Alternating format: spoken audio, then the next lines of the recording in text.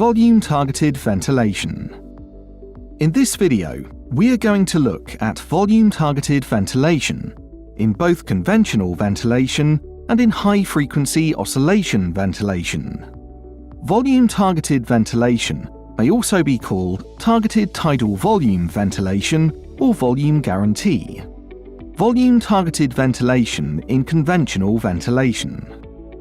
Ventilation of a very low birth weight infant and an extremely low birth weight infant is a difficult and complicated therapy due to their undeveloped systems. Too much volume or unstable tidal volumes can lead to severe, long-lasting consequences, and in some situations, even death. Chronic lung disease is defined as oxygen dependency at 36 weeks post-conceptual age. Unstable tidal volumes can compromise efficient blood gas exchange, making it difficult to reduce the FiO2. Premature infants are very vulnerable to retinopathy of prematurity, ROP.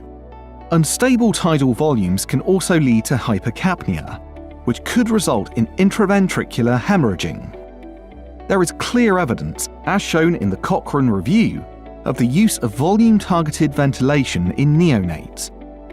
The authors conclude that infants ventilated using VTV modes had reduced rates of BPD, pneumothoraces, hypocarbia, severe cranial ultrasound pathologies, and duration of ventilation, compared with those ventilated using PLV modes.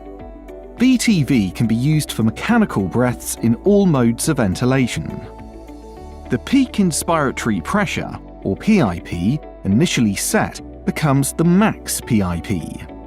The max PIP should not be set at more than 5 millibar above the PIP that is maintaining the selected VTV value. This allows the PIP to automatically change in accordance with changes in resistance and compliance. If the selected VTV cannot be achieved by the max PIP within 10 seconds, a low tidal volume alarm will sound. The clinician nurse needs to check if the leak has increased, if the resistance has increased, if there are and also equal breath sounds, or if secretions can be heard. This needs to be done before increasing the max PIP.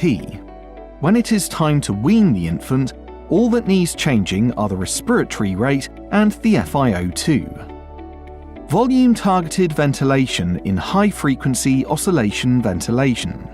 VTV in HFOV is now an option and works as both a lung protective enhancement and helps to stabilize the PaCO2. To enable volume-targeted ventilation, VTV, in high frequency, you must first stabilize the baby at the tidal volume that gives the best gas exchange and hemodynamic stability. Once that is done, press and hold the VTV button, and it will come on at the current measured value.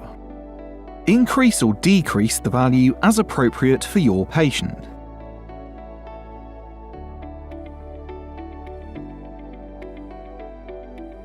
VTV can be used in both conventional and HFO ventilation. VTV is regarded as lung protective.